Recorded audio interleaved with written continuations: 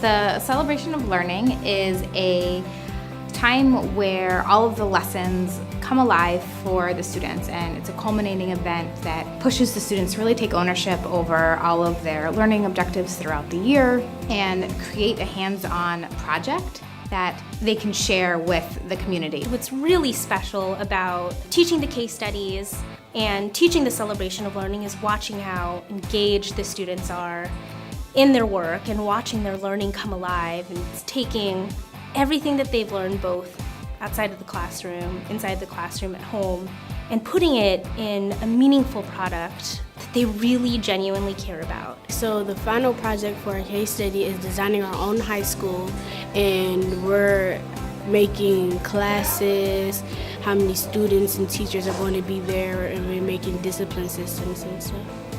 They went out and visited a number of different high schools in the Cleveland area, some public schools, private schools, and they are working and building and creating what they think the perfect school is. And we started from a blueprint and went to designing the school, like how it would look, the classroom size, shape, what would be in it, how many students were in a class, the discipline system, the dress code, teachers and staff, how many students to a teacher, and a number of things like that.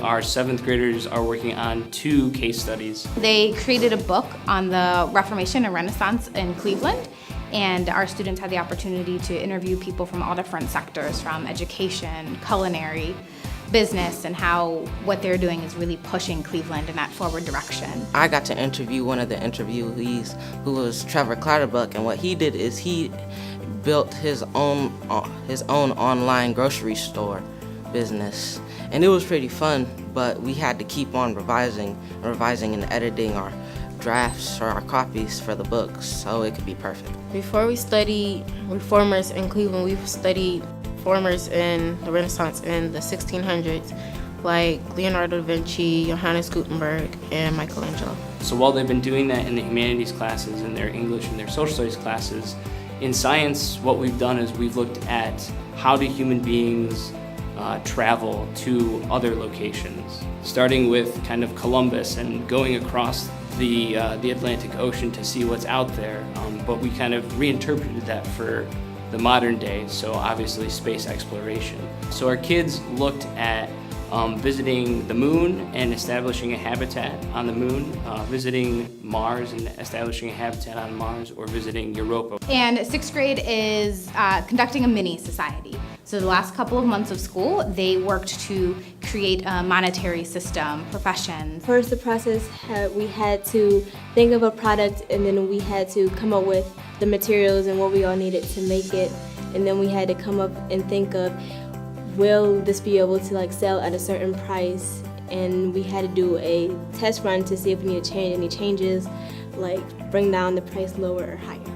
I think we do mini society so we can learn the differences in how in the real world, so we learn how to manage our money and how to not just spend it because we want to. CLA has prepared me for high school in many ways. One is by having me interact with other students of different races.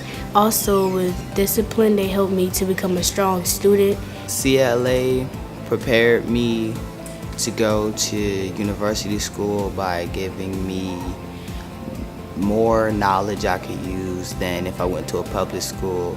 It gave me the chance to go to university actually from going to CLA. So CLA, I think, is better than my old school because it challenges me more, and the teachers really try to come down to my level and understand how I learn, and basically makes it fun for me yet challenging.